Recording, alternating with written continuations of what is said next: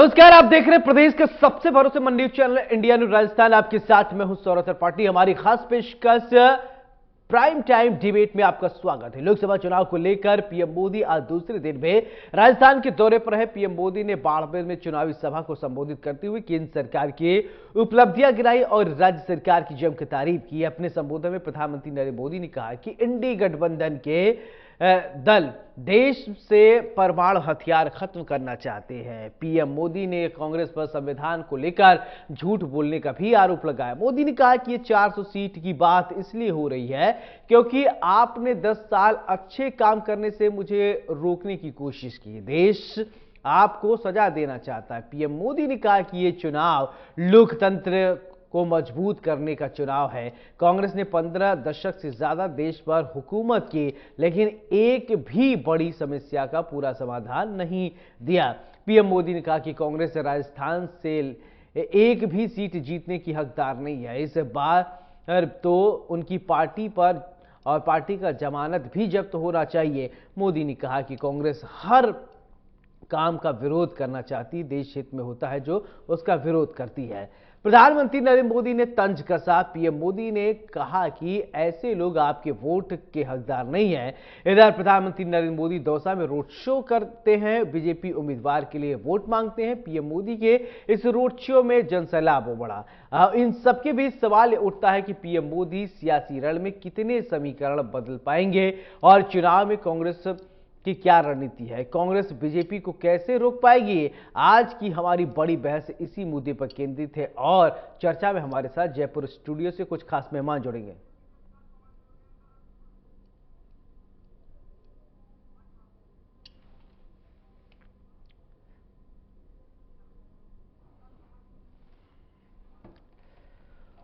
हमारे साथ विकास सोमानी जी बीजेपी के नेता जुड़ गए हैं। विकास जी, बहुत बहुत स्वागत है इंडिया न्यूज राजस्थान पर। मेरा सवाल आपसे, आज का ये रोड शो प्रधानमंत्री नरेंद्र मोदी ने हुंकार भरी और अपार जन समर्थन भी मिला।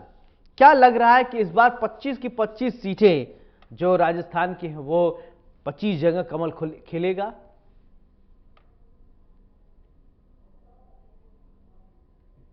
पार्टी कमल का फूल पूरे देश में अब की बार 400 पार जो स्थिति है वो होने जा रही है। माननीय प्रधानमंत्री मोदी जी के नेतृत्व में जिस प्रकार का देश ने विकास किया है और विश्व में जो गौरव बढ़ाया है वो आपके सामने है। और आप देखें कि जो महत्वपूर्ण संशोधन जो संविधान में किए गए वो राष्ट्रहित और देश हित में किए गए, उसके बारे में भी अवगत कराया गया।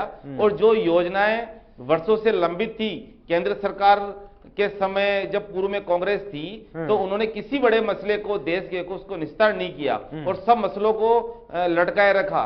जबकि माननीय प्रधानमंत्री जी न अटकाने न लटकाने न भटकाने में विश्वास रखते हैं। वो राष्ट्र हित और देश हित में निर्णय करने में लगातार तत्पर रहते हैं और इसी की वानगी है कि आज जनता जो अपना पूरा विश्वास माननीय प्रधानमंत्री जी पर उन पे भरोसे ये देख रहे हैं आप 2014 में, 2019 में और ये जो चुनाव है इसमें भी जनता का भरोसा निरंतर बढ़ता जा रहा है। और जो पहले से जो लोकसभा सीटें राजस्थान में 25 जो उम्मीदवारों ने जीती थी भारतीय जनता पार्टी की, इस बार उनका मतों का जो प्रतिशत है, मतों की जो संख्या है वो पहले से ज्यादा मतों से जीतने वाले हैं।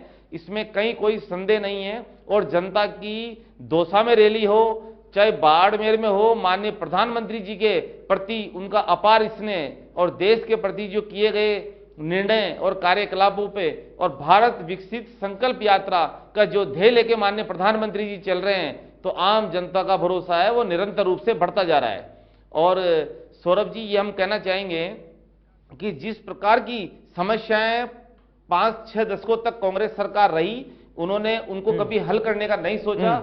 और सीमावर्ती इलाके के चाहे गांव हो चाहे वहां की जनता हो, उनके जल से नल का व्यवस्था नहीं हुई, वहां पर सड़कों की व्यवस्था नहीं हुई, वहां तक जो सरकार केंद्र सरकार की योजनाएं थी उन योजना का लाभ वहां तक नहीं पहुंच पा रहा था। आज ये स्थिति हुई है कि आम जनता के बीच में माननीय प्रधानमंत्री मोदी जी ने पिछले 10 सालों में सभी योजनाओं का लाभ अंतिम छोर तक दूर और दूरस्थ जगह जो बैठे हुए जो आम जन है वहां तक सीधा सीधा संवाद करके और पहुंचाने का पूरा प्रयास किया है। और इसी क्रम में सौरभ जी, जब से भारतीय जनता पार्टी की सरकार राजस्थान में आई है, तो जब डबल इंजन की सरकार हो गई केंद्र और राजस्थान में, तो आप देखें कि तत्परता से जो माननीय मुख्यमंत्री भजनलाल शर्मा जी ने जो वादे किए थे, उनमें से अधिकतर वादे, चाहे पेट्रोल डीजल के दाम का मामला हो, चाहे आप एंटी गैंगस्टर अपराध पे अंकुश पाने के लिए जो टीम का गठन करना हो, चाहे वो पेपर लीक के मामले में एसआईटी गठन का हो,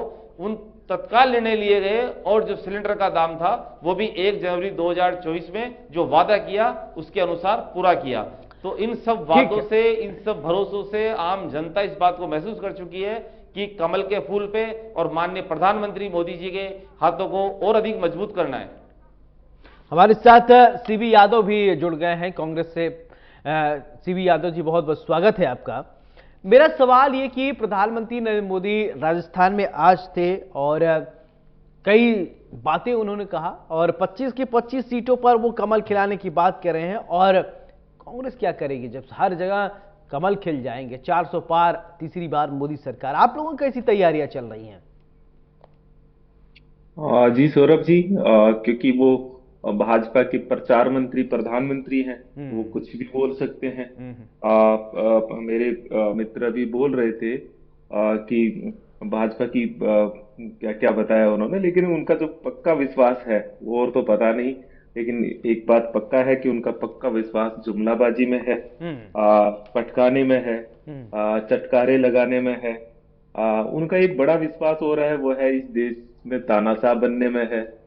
इसके अलावा और भी एक और उनका विश्वास है कि अपने कुछ उद्योगपति मित्रों की वो बड़ी फिक्र करते हैं, उनके लिए चाहे ये देश पहाड़ में जाए वो सब कुछ करने के लिए तैयार है, चाहे उनकी खुद की कितनी बेइज्जती हो जाए इसकी भी कोई परवाह नहीं है। उनका लोकतंत्र में बिल्कुल विश्वास नहीं है, ना संविधान में विश्वास है, ना इस देश के नागरिकों को नागरिक समझते हैं, तभी तो 400 पार की बात करते हैं। अगर इस देश के लोकतंत्र और नागरिकों की बात में विश्वास हो तो थोड़ा तो उन्हें ये सारा मतलब क्या बताएं उनका 400 पार नहीं, 400 पार अगर कर दिया तो उसमें गड़बड़ क्या है? सभी पार्टी, आपको मना किसी ने किया है? जिसका लोकतंत्र में विश्वास नहीं, कांग्रेस को किसी ने मना किया है कि आप 400 मत लाइए? नहीं नहीं, ये तो झूठ जुमला थोड़ी बोलेगी। कांग्रेस पार्टी का अपना विश्वसनीयता है, क्रेडिबिलिटी है। प्रधानमंत्री जी भाजपा नीति प्रचार मंत्री प्रधानमंत्री जी की कोई क्रेडिबिलिटी थोड़ी रही है इस देश के भीतर, मुझे तो कहीं दिखाई नहीं देती है। नहीं है। और दूसरी चीज देखिए क्या हुआ कि ये संस्कार जो होते हैं ना, सारे वैल्यूज ट्रांसफर होते हैं, भाजपा की प्रवक्ताओं में भी है आगे। अच्छा ठीक है, आपने प्रधानमंत्री नरेंद्र मोदी को, ठीक है, एक मिनट जरूर बता दूं फिर आपके सवालों में। देखो अभी तक तो उन्होंने घोषणा पत्र जारी नहीं किया भारतीय जनता पार्टी। सीबी यादव जी देखिए, एक मिनट, प्रधानमंत्री को आपने प्रचार मंत्री कह दिया, आपके युवराज नहीं दिख रहे हैं, लड़की हूँ लड़ सकती हूँ ये नहीं दिखाई दे रहे, तो चुनाव कैंपेनिंग करेंगे नहीं क्या? क्या होता है आप बात पूछिए, लेकिन सोमानी जी ने देखो कितना झूठ बोल दिया। क्या पेट्रोल डीजल की कीमत हो गई क्या कम? वादा ये था क्या? वादा तो ये था ना कि दूसरे राज्यों के बराबर करेंगे जो 10 से 12 रुपए ज्यादा है। हो गया क्या? देखो झूठ नंबर 1 अभी बोला उसमें। उन्होंने बोला कि जो गैस सिलेंडर के हमने वादा किया था पूरा हो गया कि 500 रुपए तो किया था, अब तो उज्ज्वला योजना तक सीमित कर दिया भैया। केवल उज्ज्वला वाले को सीमित कर दिया नहीं है, बल्कि थी उसको और कम कर दिया है। ये एंटी गैंगस्टर की बात करते हैं, इनके मुख्यमंत्री जी कहते हैं हमने गैंगस्टर टास्क फोर्स बना दी है।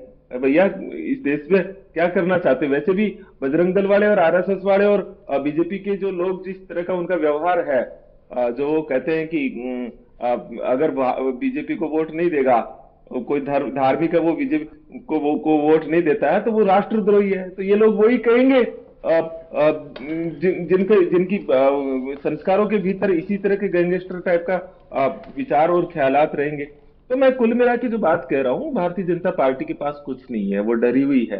उनका राजा डरा हुआ है, और राजा डरा हुआ ही नहीं है, वो उसकी आत्मा ईडी में निवास। चलिए ठीक है, राजा डरा हुआ। एक सवाल का जवाब देते हुए मैं विकास जी के पास जाऊंगा। कांग्रेस छोड़ के लोग क्यों जा रहे हैं? धड़ाधड़ लोग कांग्रेस क्या बात करते हो आप एज ए पत्रकार के तौर पर आपकी ईडी सीबीआई लगी नहीं है, नहीं तो ये पत्रकारिता छोड़ के कहां जाओगे? नहीं, मैं ये बताइए कि कांग्रेस को किसी ने अगर गलत जो, अच्छा आप कह रहे हैं, एक मिनट, आपने कहा कि ईडी सीबीआई के डर से, कहते हैं जो गलत करेगा वही डरेगा ना। सच को किस बात की अगर आप सत्य हैं? 25 में से 20 के पाप धुल गए हैं।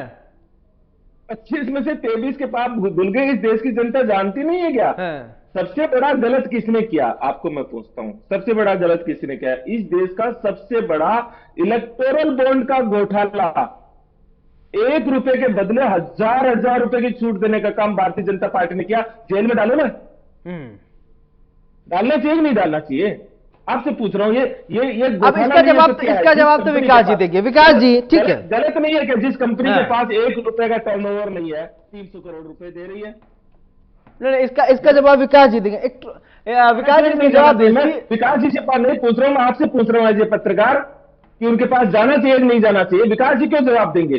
पत्रकारिता आप भी करते हैं, आपकी भी पत्रकारिता। अभी लंबी पैरे जुड़ा दो, लोग छोड़ छोड़ के भाग रहे। भारत जोड़ो यात्रा आपने निकाला, लोग चले गए, फिर भारत को न्याय दिला रहे, तब लोग चले गए। पत्रकारिता के तौर पर इस देश को बचाने का दायित्व आपका भी है। ये जो सवाल प्रधानमंत्री एक प्रेस कॉन्फ्रेंस नहीं करते, आप पूछ के दिखाइए कि प्रधानमंत्री प्रेस कॉन्फ्रेंस, पता है मुझे 10 साल में मनमोहन सिंह ने 117 प्रेस कॉन्फ्रेंस किया था, प्रधानमंत्री नरेंद्र मोदी एक बार किया। प्रधानमंत्री जी ने क्या किया? नहीं तो आप प्रेस कॉन्फ्रेंस एज ए पत्रकार हमारा दायित्व बनता है नहीं बनता आप लोगों का कि प्रधानमंत्री जी से वो इस देश का ताना समझेंगे तो और क्या है जिससे सवाल नहीं पूछता इस मीडिया का पर्सन? कांग्रेस वाले अपने 2 लोगों को छोड़ के औरों को मौका नहीं दे रहे। युवा, मैं तो चाहता सीपी यादव को टिकट मिल जाए, मैं तो चाहता सीपी यादव टिकट मिल जाए, मैं तो चाहता हूं कि प्रधानमंत्री प्रेस कॉन्फ्रेंस नहीं करता।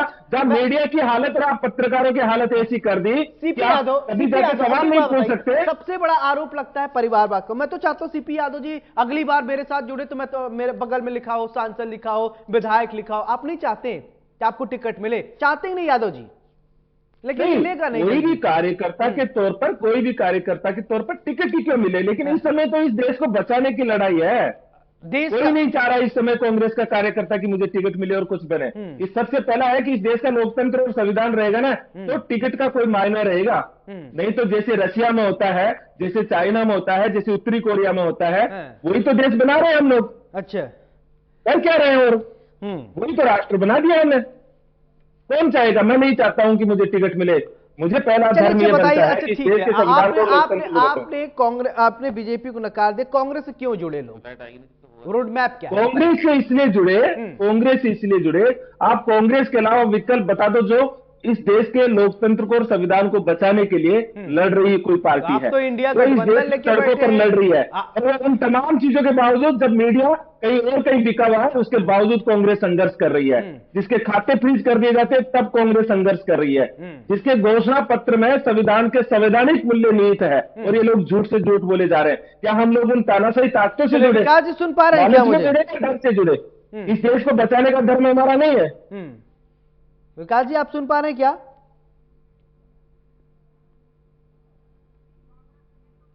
चलिए, विकास जी तक आवाज नहीं पहुंच रही। ठीक है यादव जी, मेरा सवाल आपसे कि युवा कनेक्ट हो रहे हैं कि नहीं? क्योंकि आप लोग कहते हैं राहुल गांधी युवा नेता हैं, युवा कितना कांग्रेस से कनेक्ट हुए?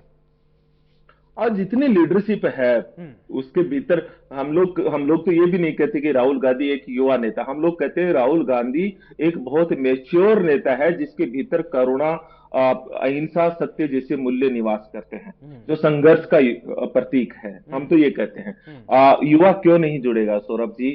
हमने युवा न्याय गारंटी दी है जिसमें 30 लाख रिक्त पदों पर, हम ऐसे ही जुमला नहीं फेंक रहे, 30 लाख जो सरकारी रिक्त पद है उनको भरने का उनसे कमिटमेंट किया गया है। हर युवा जो डिप्लोमा या डिग्री लेते ही जिस वर्ष लेगा उसी साल उसे पक्की नौकरी की गारंटी दी जा रही है।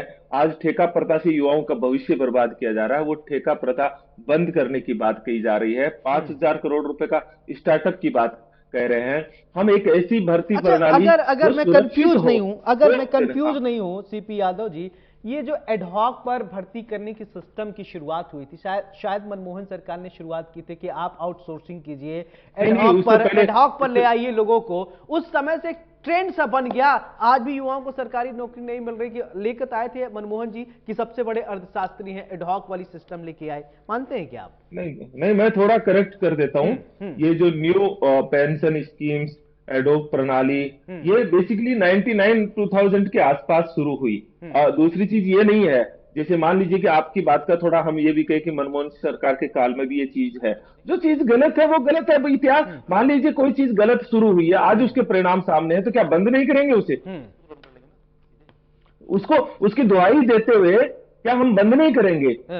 जब जब न्यू पेंशन स्कीम वाजपेयी सरकार ने लेके आई, उस समय बहुत सारी कांग्रेस गवर्नमेंट ने भी, राज्य सरकारों ने भी उसको एक्सेप्ट किया, लेकिन गलती का एहसास हुआ तो उसको बंद किया ना।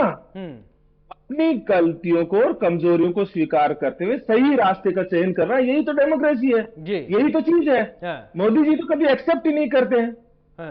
राहुल गांधी जी ने इस बात को एक्सेप्ट किया आपके सामने। आपने देखा होगा कि चुनावी इंटरव्यू में इमरजेंसी लगना गलत था, हाँ गलत था, तो इसे ऑन स्क्रीन जो चीज गलत है उसे एक्सेप्ट करने में क्या दिक्कत है? लेकिन ये बात आप भारतीय जनता पार्टी, आप उनसे कहलवा के दिखाओ कि इलेक्टोरल बॉन्ड गलत है, आप कहला के दिखाओ कि जो कालाधन का वादा आपने किया था वो नहीं लेके आए। अरे आप झूठे वादे क्यों करते हो? किसान की आमदनी दुगनी करने का झूठा वादा, 2 करोड़ रोजगार देने का झूठा वादा।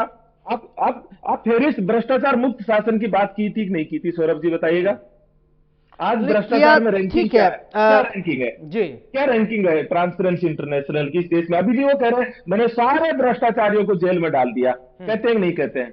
बिल्कुल। आप भी बताइए भ्रष्टाचार में हमारी स्थिति क्या है इस समय? हमारे दुनिया किस रूप में देखती है? हमारी स्थिति 193वां स्थान है इस दुनिया के भीतर भ्रष्टाचार में। ये जो पड़ोसी देश पाकिस्तान ने इनसे 72 स्थितियां कर दी, भुखमरी में हमारा स्थान क्या है? कहते हैं मोदी जी की सिर्फ एक गारंटी है। सौरभ जी अगर मैं गलत हूं तो आप मुझे करेक्ट कीजिएगा। हर स्पीच में मोदी जी एक कहते हैं, मोदी 80 करोड़ लोगों को 5 किलो मुफ्त राशन की गारंटी देता है, और ये मोदी की गारंटी, केवल एक गारंटी सामने आ रही है, और ये सच है कि इसके अलावा कोई गारंटी नहीं है, क्योंकि भुखमरी के अंदर हमारा स्थान 115 देशों में 111वां स्थान हो गया। ये इंटरनेशनल हंगर इंडेक्स की रिपोर्ट कहती है सौरभ जी। लेकिन ये तो कहते हैं कि हमने अपने मैनिफेस्टो में कहा कि अनुच्छेद 370 हटाएंगे, हटाया, सीएए पर वो बोले, फिर इसके बाद ट्रिपल तलाक को लेकर भी बीजेपी बोल रही, बीजेपी ये भी कहती है कि राम मंदिर को चारों ले रहा हूं, मंदिर मैनिफेस्टो लेकर आए। कांग्रेस तो चारों बातों को ले रहा हूं। जी बोलिए। चारों बातों को, ये मैं आपसे पूछ रहा हूं, इन चारों बातों का संबंध आम नागरिक के जीवन और उसके गुणवत्तापूर्ण जीवन से संबंध है क्या? एक गारंटी बताओ। नहीं, आप भटकते क्यों? एक कमिटमेंट, अब आप गिनाओ, 4 गिनाए ना, मुझे एक ऐसा वादा गिनाओ जो भारतीय जनता पार्टी ने पूरा किया हो, जिसका संबंध इस देश के नागरिकों को जीवन से जुड़ा हुआ हो। अब आप गिना के दिखाइएगा। अच्छा, मतलब आप लोगों ने काम किया तो वो काम था, बीजेपी ने काम किया वो काम नहीं था? नहीं, मैं आपसे पूछ रहा हूँ एक गारंटी कह रहे कि हमने एक वादा पूरा कर दिया। सबसे ज्यादा एक सवाल जवाब और सीबी यादव जी, एक सवाल का, देश की सबसे पुरानी पार्टी हाशिए पे चल रही है इस समय, और राज्य में सिमट में, अन्य राज्यों में सिमट गई, इतनी बड़ी पार्टी थी, आज एक कैंडिडेट ढूंढने पड़ रहे हैं, और ऐसा लग रहा है कि कोई आता, लेकिन लोग जो है वो छोड़ के गए। अभी आप कह रहे थे कि ईडी के डर से सीबीआई किसी के ऊपर छोड़ दिया जाए, लेकिन आप ये बताइए, जब आप सही हैं, सीबी यादव सही हैं, उन्होंने कुछ किया नहीं है, उनकी छवि अच्छी है, कुछ गड़बड़ किया नहीं, तो डरेंगे क्यों डरेंगे बताइए? आपको वो ट्रैफिक पुलिस वाला नहीं पता है क्या? जब ट्रैफिक पुलिस वाले को जब नहीं, अगर सीबी यादव जी ने कुछ किया नहीं है, मेरा सवाल, सीबी यादव जी ने कुछ किया नहीं तो डरेंगे क्यों? मैं आपका सवाल का जवाब देता हूं। अभी ईडी के जितने मामले विपक्ष के नेताओं पर, अभी जो दिल्ली वाले मामले भी है, आपको पता है ये प्रॉब्लम ये नहीं है कि वो गलत है इसलिए उनको जेल में डाला हुआ है, नहीं, ये प्रॉब्लम है ईडी के लिए जो कानून बना है पीएमएलए एक्ट, उस पीएमएलए एक्ट की धाराओं में चेंजेस कर दिया कि ईडी किसी को भी जेल में रख सकती है, और 6 महीने, 1 साल, 2 साल जेल में रख करके वो ये कह सकती है कि नहीं ये गलती हो गई, हमारे को कोई आरोप सिद्ध नहीं हुआ। तो ये जो चले ठीक है, विकास जी सुन पा रहे हैं? विकास जी बोलिए। शासन की जो अब आवाज आने लगी है, उस व्यवस्था में ये सारी चीजें करते हैं और इसलिए जेल में है ये, और ये नैरेटिव बनाते हैं फिर। चले विकास जी, अब कई सारे आरोप आप पे लगे हैं कि सीबीआई जो है आप ईडी का दुरुपयोग कर रहे हैं, सीबीआई का दुरुपयोग कर रहे हैं, और लोगों को बीजेपी जो है वो जेल भेज दे रही है, बहुत सारे ऐसे लोग हैं, क्यों ऐसा कर रहे हैं आप लोग भाई? सौरभ जी, आज सीबी यादव साहब को बोलने का मौका मिल गया क्योंकि बीच में कनेक्शन कट चुका था, आवाज नहीं आ पा रही थी, ओनली वीडियो था। मैं आपसे कहना चाहता हूं, ये जिस प्रकार की बात कर रहे हैं, पीएमएलए एक्ट की जो धारा है, पहले सेक्शन 50 उसमें दस्तावेज ईडी लेती है और दस्तावेज के ग्राउंड देखती है। ऐसा नहीं है कि किसी को भी आप गिरफ्तार कर लो, जब उसके ग्राउंड्स होते हैं तो ग्राउंड ऑफ अरेस्ट बताना पड़ता है। इस तरह का संविधान और लोकतंत्र को एक मजाक बनाने की जो कांग्रेस ने परिपाटी कर रखी है, वो पूर्णतया गलत है, क्योंकि इनके पास बताने के लिए कुछ भी नहीं है। न तो ये कांग्रेस के कोई योजना बता सकते हैं, इनके जो भी कार्यकलाप है वो आप देख रहे हैं कि जिन व्यक्तियों को टिकट दे रहे हैं या तो कोई चुनाव नहीं लड़ना चाहते हैं और कोई चुनाव लड़ना चाह रहे हैं, जिनको टिकट दे दिया वो अपनी हताशा व्यक्त कर रहे हैं। वो कह रहे हैं कि हम बेमन से चुनाव लड़ रहे हैं, क्योंकि उन्हें इस बात का मालूम है कि आज की तारीख में माननीय प्रधानमंत्री मोदी जी की जो गारंटी है वो जनता का भरोसा है और जनता के समझ में नहीं आई है। गारंटी क्या है वो नहीं पता आज तक किसी देश के नागरिकों को भी पता लगे, हम विपक्ष वालों को भी पता लग जाए। सौरभ जी, गारंटी ये होती है कि जो कहा वो किया। ईआरसीपी योजना थी, ईआरसीपी योजना के लिए, अरे ये गारंटी थोड़ी है, गारंटी होती है कि हम आएंगे तो योजना हो केंद्र सरकार। अरे भैया ये गारंटी थोड़ी होती है, गारंटी वो होती है कि हम ये करेंगे। सौरभ जी, मैं आज तक समझ नहीं गारंटी ये होती है कि जो कहना है वो, जो कहा है वो करना है, जो वादे हैं वो वादे पूरे किए हैं। घोषणा पत्र नहीं है, किसकी गारंटी दोगे आप? अच्छा, आप लोगों में टीवी घोषणा पत्र जो संकल्प पत्र है, वॉल्यूम उसको प्लीज कम कीजिए,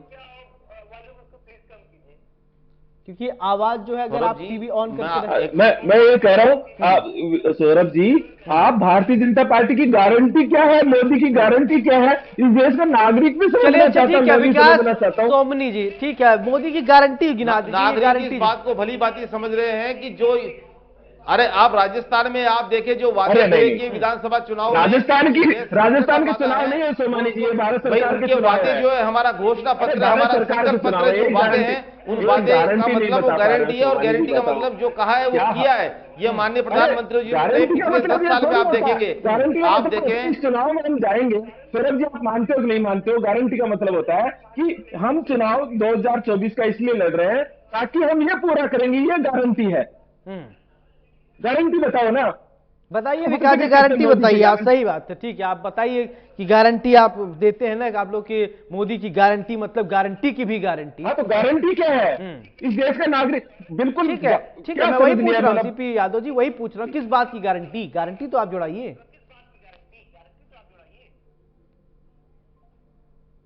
विकास जी, हाँ, आप गारंटी जुड़ाइए, 2-4 गारंटियों का नाम बताइए, वही सीबी यादव जी जानना चाह रहे हैं। 25 गारंटी गिना रहा हूं। तो सौरभ जी, मैं आपसे बता दूं, ईआरसीपी की जो वादा था वो पूरा किया, धारा 370 का जो वादा था वो पूरा किया। आज राम मंदिर जो बनाने की बात थी वो राम मंदिर वाला कार्य पूरा किया। आप यमुना जल का जो मामला राजस्थान पे सब भाजपा पार्टी सरकार आ गई, हरियाणा और यमुना जल का जो एक राजस्थान के बीच में था, और आप देखें भारत और बांग्लादेश के बीच में जो सीमावर्ती जो जगह थी जहां पर 101 संविधान संशोधन के वो पूर्णतया उसको दुरुस्त किया। ऐसे कई मसले हैं जिनको जो भारत देश में कई समय से लंबित थे, लटके हुए थे, भटके हुए थे, और आप देखें कि इस तरह की कांग्रेस की जो परिपाटी रही उसको दुरुस्त करने का काम माननीय प्रधानमंत्री जी ने किया और बड़े बड़े फैसले किए। गारंटी का मतलब ये नहीं है सोमानी जी, गारंटी का मतलब ये नहीं है, गारंटी का मतलब अच्छा आप बताइए गारंटी का मतलब क्या है? आप बताइए, आप गारंटी की परिभाषा आप बताइए। सीबी यादव जी, आप गारंटी, कांग्रेस ने भी कुछ गारंटियां दी है, उसकी परिभाषा बताइए, क्या है गारंटी? कांग्रेस की कोई गारंटी नहीं है। नहीं, अभी गारंटी यादव जी बताएंगे। ये तो घोषणा पत्र में इस तरह की चीजें लिखते हैं जिनको पढ़ के कोई देखे तो कि वो किस आधार पे, इनका कोई बेस नहीं है, कोई सिस्टम नहीं है। बस जो 5-5 साल गारंटियां बोल के गए थे राहुल गांधी जी, प्रियंका गांधी जी, उनका क्या हाल हुआ? इनकी कोई गारंटी है तो गारंटी का मतलब यात्रा, न्याय यात्रा, वो कांग्रेस में पिछले गारंटी का मतलब ये होता है सामने कि अब सीपी यादव जी काफी बोल चुके हैं, जब तक कनेक्शन जुड़ा हुआ नहीं था बीच में। तो मैं आपसे एक बात कहना चाहता हूं कि जिस तरह के आरोप सीपी यादव जी लगा रहे हैं, कांग्रेस की स्थिति को कांग्रेस के नेता बयां कर रहे हैं, वो आप इनके गुलाम नबी आजाद साहब के सुन लें, मिलिंद देवड़ा साहब के सुन लें, आप जो है इनके कितने नेता जो इस बात को कह चुके हैं कि कांग्रेस का आंतरिक लोकतंत्र खत्म हो चुका है और कांग्रेस में रहना का मतलब ये है कि वो राष्ट्रहित और देश हित के विपरीत काम करने लगी है। इस तरह का घोषणा पत्र बनाया इन्होंने। ये कहते हैं कि साहब पर्सनल लॉ बोर्ड की, ये मौलाना आजाद की छात्रवृत्ति को बढ़ाने का काम करेंगे। एक तुष्टीकरण की नीति अपना रही है कांग्रेस। ये जो संविधान लोकतंत्र का जो बिंदु है कि ये जो भारत की जो एक संरचना बनी हुई है, ये देश जो है अपने आप में जाना जाता है विश्व में, उस परिकल्पना को खत्म करने में लग रहे हैं। ये कांग्रेस जो है तुष्टीकरण की नीति अपना रही है और इनके पास बोलने के लिए कुछ भी नहीं है, बस ईडी सीबीआई, और ये बोलते हैं भ्रष्टाचार को, सिर्फ भ्रष्टाचार को पनपाने का काम किया इन्होंने। और ये जो ईडी गठबंधन बनाया, ये भ्रष्टाचार रूपी गठबंधन है। किसी भी एविडेंस के बिना, किसी भी ग्राउंड के बिना ऐसे कैसे अरेस्ट कर लेंगे? रही अरविंद केजरीवाल जी की बात ये कहना चाहते हैं, वो 2 बार मुख्यमंत्री रह चुके हैं, इसके पहले तो नहीं हुआ कभी। जब 2021 की इन्होंने शराब नीति बनाई, जब उन्होंने घोटाले किया, जब एविडेंस है, जब हुआ है, ऐसा थोड़ी है कि पीएम धारा 50 भी लिखी हुई है, धारा 45 भी लिखी हुई है, धारा 17-18 भी है। ये पूरा पढ़े सीबी यादव जी, जब पूरा पीएमएलए पढ़ेंगे तो इन्हें पता होगा कि गिरफ्तारी किस आधार पर की जाती है।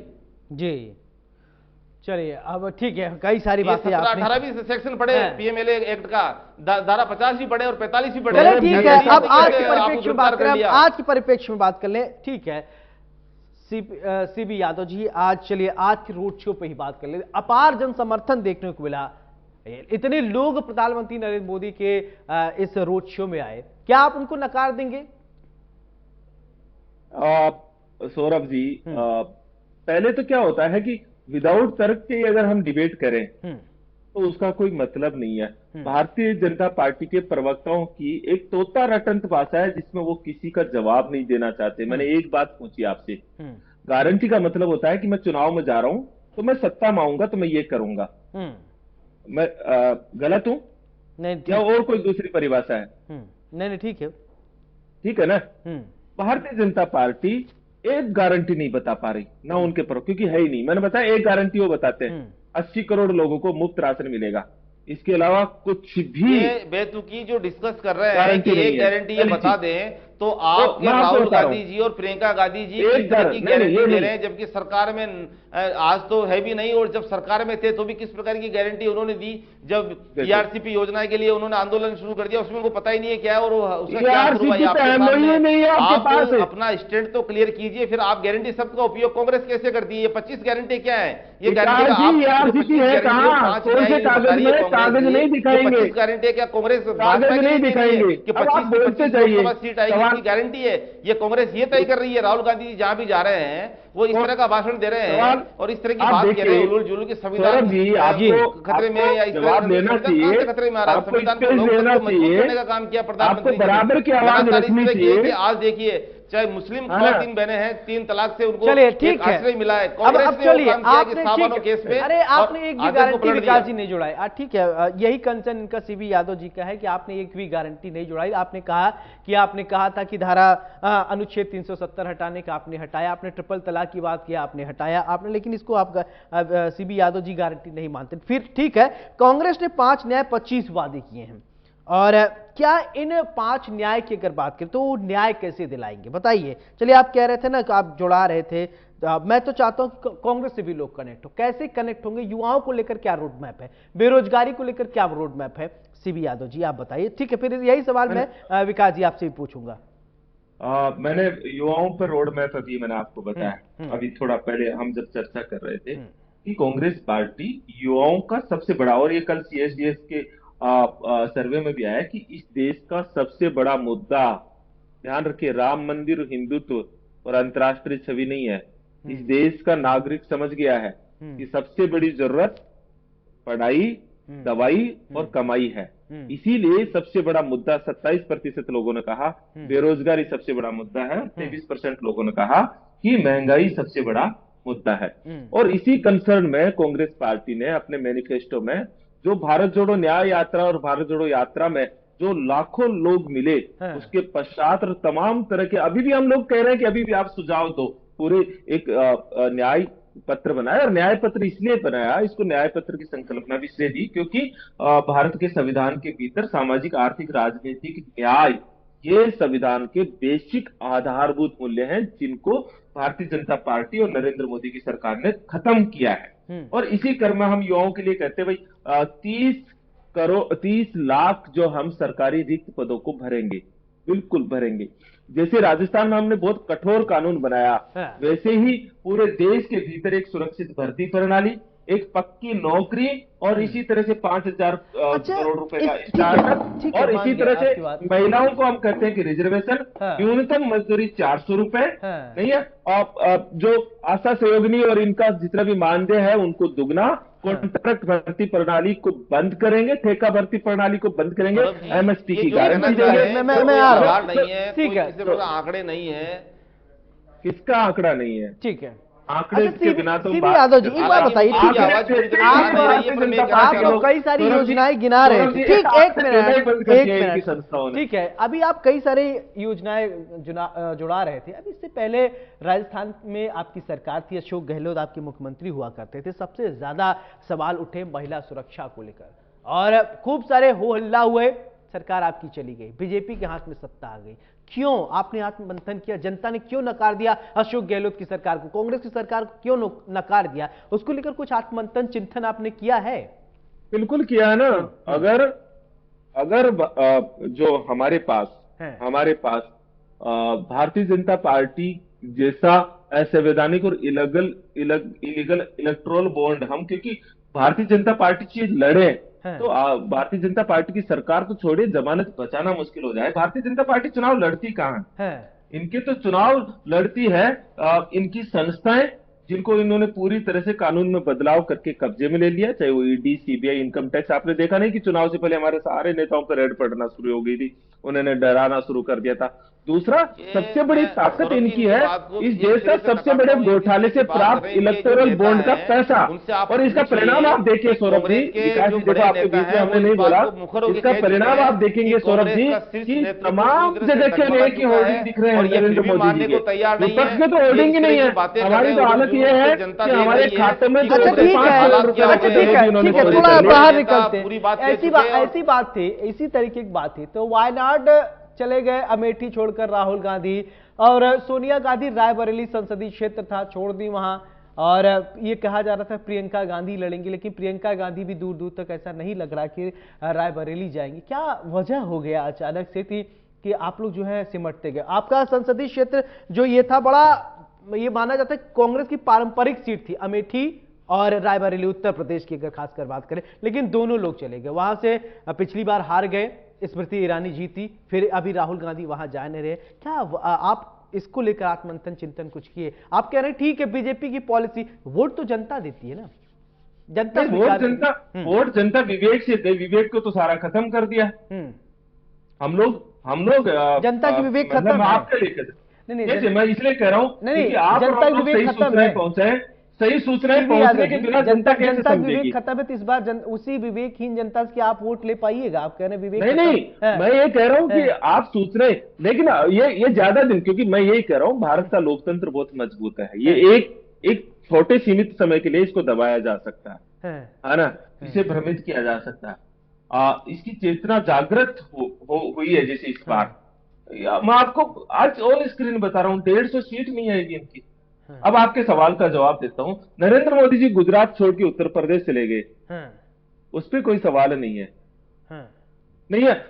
हमारे राहुल गांधी जी के लिए कोई सीट परंपरागत सीट नहीं है, ना इनके कोई भी इस देश में किसी भी सीट पे खड़े हो सकते हैं वो, और वो ही हर सीट पे वो बराबर का अधिकार रखते हैं। राजस्थान से भी खड़े होंगे तो क्या राहुल गांधी जी हार जाएंगे? यहाँ से भी उतनी मेजॉरिटी से जीतेंगे। आप यूपी में तो ये तो हमारी पार्टी की रणनीति है कि दक्षिण, नॉर्थ और ईस्ट को एक सामंजस्य बैठाएं। उसके अलावा चलो पारंपरिक रणनीति के भी आप सवाल उठाओ। राजस्थान में आप देखें कांग्रेस के लेकिन आप बीजेपी से नहीं पूछ रहे हो। विकास जी, मैं आपके पास आऊंगा, ठीक है विकास जी, मैं आपके पास आ रहा हूं। ये सवाल नहीं पूछते कि 11 राजस्थान में 11 सांसदों के टिकट क्यों काट दी, ये सवाल नहीं पूछते। वसुंधरा राजे जी कहां गायब हो गई, पूर्व मुख्यमंत्री, आप सोचिए कहां गायब हो गई, ये सवाल बिल्कुल गौण, कहीं नहीं दिख रहा। इलेक्टोरल बॉन्ड का सवाल नहीं, कहीं हम पूछते ही नहीं है। आपसे भी मैं ये बार बार मैं हर डिबेट में आप लोगों से जो मीडिएटर होते हैं उनसे अपेक्षा करता हूँ कि सवाल तो पूछे, सवाल ही नहीं पूछते, सवाल ही विपक्ष से होते हैं। क्या करें हम? नहीं है। आप जिस टीवी चैनल को चला रहे हो वो भी भारतीय जनता पार्टी का सांसद है, कैसे कैसे आप बोल सकते हैं? चलिए ठीक है विकास जी, सवाल ये है ना, मैं ये बता रहा हूं कैसे आपके टीवी चैनल पे लोग कैसे विश्वास कर लेंगे? हाँ, एक ईमानदारी से चीजों को रख पाएंगे? ये अगर विश्वास नहीं करते, अगर हम मौका नहीं देते तो हम आपको बुलाते, आप बोलते हैं नहीं, हम आपको बुलाते हैं। यादव जी कहीं बैठ के आप फेसबुक लाइव कर रहे होते या चिल्लाते, अगर हम लोग ये सोचते, आपने सवाल तो उठा दिया मीडिया पर, अगर हम लोग ये सोचते हम आपको बुलाते डिबेट में। यही तो हो रहा है, यही तो हो रहा है। हम अगर इस तरीके का, अगर हमारी मानसिकता होती, बीजेपी बुला लेते, 2-4 और वरिष्ठ पत्रकारों को बुला लेते, आपको बुलाते ही नहीं, क्यों बुलाते हैं? और इनकी आवाज और सिस्टम, आज हम मुझे ये सिस्टम दीजिए, 3 दिन के लिए ये मीडिया सिस्टम दीजिए, इस देश की पूरी धारा बदल जाएगी। इसको कौन नागरिक नहीं समझ रहा? सारा नागरिक समझ रहा है। तो ये कोई बहुत बड़ा रॉकेट साइंस नहीं है इस देश के भीतर जो गठित हो रहा है, और इस देश को बर्बाद करने में उन सब लोगों का योगदान है। चलिए, अगर आपकी सरकार होती तो ये देश आबाद था। 10 साल मनमोहन सिंह ने राज किया, 70 साल तक आपने राज किया तो ये देश आजाद था। बीजेपी की सरकार आ गई तो ये देश बर्बाद हो गया। जवाब दीजिए विकास जी। ठीक है, 70 साल तक आपने राज किया, विकास की गंगा बहा दी। कौन सा घोटाला आपके नाम पे नहीं है? 2G घोटाला है, कोयला घोटाला है, कॉमनवेल्थ नाम घोटाला, दुनिया भर के घोटाला नाम चले हैं, आप बताने चाहिए। विकास जी आप बोलिए। जानकारी को दुरुस्त करो इनको, एक भी प्रूव नहीं हुआ। आपसे कहना, सबको बरी कर दिया इन्होंने। सुनने की क्षमता रखिए। आप लोकतंत्र के सभी स्तंभों पे आप आज आ रहे, आपके कहने के लिए आप अपनी मर्यादा खो चुके हैं। आप लोकतंत्र के चतुर्थ स्तंभ पर भी आवाज उठा रहे हैं। आज के कांग्रेस वाले क्या है, टीवी पत्रकार बैठ के टीवी पे ही आवाज उठा रहे। ठीक है, करना नहीं चाहिए। अभी राहुल गांधी गए थे तो पत्रकारों पर हमला, उनकी सभा में हो गया हमला। क्या है भाई ये? राहुल गांधी इस तरीके जीतेंगे? सौरभ जी, आपने इनको बहुत समय दिया है, और बहुत समय देने के बाद नहीं, बहुत समय दिया। ठीक है, अभी तो मैं सुन रहा था आपको। ठीक है विकास जी बोलिए। नहीं, हमको बाहर निकाल दीजिए ना, हम तो कहते बाहर निकाल दीजिए, तब भी हम लड़ेंगे। मैं आपसे लड़ो ना, किसने मना किया आपको? आप लड़ो, चुनाव लड़ो। भ्रष्टाचार के अलावा क्या किया? नहीं, मैंने कोई तथ्य गलत बताया तो आप जरूर कांग्रेस सरकार सिर्फ भ्रष्टाचार के नाम से जाने जाती है। राजस्थान में जब गहलोत सरकार थी तो आप देखें कि आरपीएससी के घोटाले, अधीनस्थ आयोग के घोटाले, यहां तक कि जल जीवन मिशन में भी, जबकि बाड़मेर में माननीय प्रधानमंत्री जी ने अपने भाषण के दौरान कहा था वहां की जनता की एक जो भावना है कि घी डूले कुछ न जासी, पानी डूले तो जी जासी। तो मतलब आप देखो पानी की महत्वता क्या है। जल जीवन मिशन में भी इन्होंने घोटाला कर दिया, और घोटाला चरम सीमा पर, कि आप देखें कि चाहे आरपीएससी को भ्रष्टाचार का अड्डा बना दिया इन्होंने, युवाओं के साथ, गरीबों के साथ, वंचितों के साथ। आज भी आप देखें कि जो राजस्थान का विकास हुआ है, किस तरह से 4 करोड़ लोगों को कैसे आश्रय मिला है, किस तरह से आवास की स्थिति बनी उनके लिए रहने के लिए। और आप पूरे जो उसमें देखें 80 करोड़ लोगों को जो कोरोना के समय से जो भोजन की उपलब्धता करवाई जा रही है, जो बीपीएल है, और सिलेंडर की स्थिति भी की जा रही है। और आप देखें कि कांग्रेस ने किया क्या सिर्फ लूटने के अलावा, और किस तरह की योजना बनाई इन्होंने। इनके घोटालों में यूपीए सरकार में आप देखेंगे तो बड़े बड़े खेल घोटाले हुए हैं इनके। 2G 3G घोटालों की लिमिट नहीं है।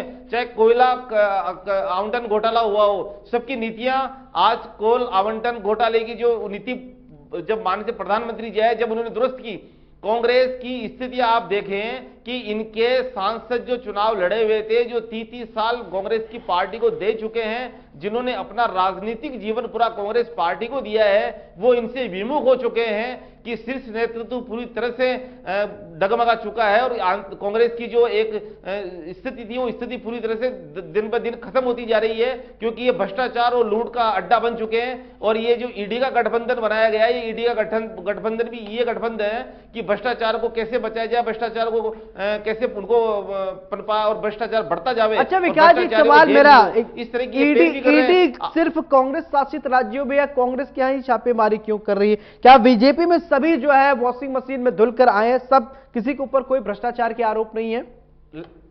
सौरभ जी, लगभग 6000 के लगभग ईडी ने मुकदमे दर्ज किए, 2 से 2.5% नेताओं पे मुकदमे दर्ज हैं और लगातार कार्रवाई, और किसी को क्लीन चिट का वो नहीं दे रहे हैं कि किसी को क्लीन चिट दे रहे हैं, यहाँ कोई क्लीन चिट का लाइसेंस नहीं, विचारधारा है। आज कोई भी विचारधारा का आज व्यक्ति है वो किसी भी पार्टी से जुड़ना चाहेगा तो विचारधारा से जुड़ेंगे, और जो न्यायिक मामले हैं जहां भी जिस तरह चल रहा है तो वो अपना ग्राउंड रखेंगे। कई बार जुडिशियल ट्रायल चल रही है, पहली बार देखिए देश के इतिहास में जुडिशियल ट्रायल पे सवाल उठा रहे हैं, जबकि मीडिया पे सवाल उठ रहे हैं, न्यायिक मामलों में सवाल उठाए जा रहे हैं। जब कांग्रेस के ही इनकम टैक्स का मामला देखिए, कांग्रेस पार्टी के फंड का जो इनकम टैक्स का मामला था वो 2018 से 19 से लंबित होता होता जा रहा था, और उस पर जब नोटिस दिया गया और जब खातों को रोक लगाई गई तो ये मामले आज तो हुए नहीं है, और जब ट्रायल चलते चलते एक दिन तो आएगा ही, अगर आप नहीं जमा कराएंगे और नहीं उनको करेंगे तो आना ही है ना। इस पे ये थोड़ी है कि इमीडिएट चुनाव के समय आ गया, ये आगे एक समय चलता आता है तो उसकी एक इन्वेस्टिगेशन प्रक्रिया चलती है और नोटिस आ गया आप जमा करा दीजिए। आप बजाय उन एजेंसियों को कमजोर करने में लग रहे हैं। आज भारतीय जनता पार्टी के बारे में आप बोल रहे हैं, आप व्यक्तिगत आरोप लगाइए ना कि इस तरह का घोटाला हुआ है, किस तरह का, वापस बोलने के लिए कुछ भी नहीं है। आप 40-45 मिनट की डिबेट में सिर्फ माननीय प्रधानमंत्री मोदी जी के अनर्गल आरोप लगाना, या आपके पास ये हिस्सा है, आपके पास कांग्रेस के लिए बताने की कुछ नहीं है। कांग्रेस जो लिखती है घोषणा पत्र में उनको खुद को पता नहीं है। जातिगत जनगणना के बारे में आप लिखते हैं, जबकि 1952 में जवाहरलाल नेहरू, जब पंडित जवाहरलाल नेहरू प्रधानमंत्री, सबसे जातिगत जनगणना को उन्होंने आगे, उसके बाद कितने टाइम कांग्रेस सरकार रह गई। आप ऐसे लॉलीपॉप दे देकर जनता को बरगलाने की कोशिश कर रहे हैं तो जनता भली बात ही जानती है कि कांग्रेस क्या करना चाह रही है। कांग्रेस में 1984 के बाद तक आप देखें इतिहास में आगे तक कभी पूर्ण बहुमत की सरकार आई कि उसके बाद से लगातार आपको गठबंधन करने पड़ रहे हैं। आप जिसके साथ गठबंधन कर रहे हैं फिर घोटाले होते हैं, चले जाते हैं, इस तरह की आपकी स्थितियां बन गई कांग्रेस की। और कांग्रेस ने आज तो कैंडिडेट भी नहीं खड़े गए जिस दावे के साथ आप गारंटी की बात कर रहे हैं कि सरकार में कितनी सीटें आप आने की बातें कर रहे हैं और किस तरह की घोषणा पत्र में आप लिख रहे हैं। एक तुष्टीकरण की नीति को अपना के आपने घोषणा पत्र बनाया है और उसके बावजूद आप वो आरोप का कोई आप आंकड़े बताइए, कोई तथ्य बताइए तो समझ में आए कि कांग्रेस कुछ तथ्य आंकड़े बता रही है।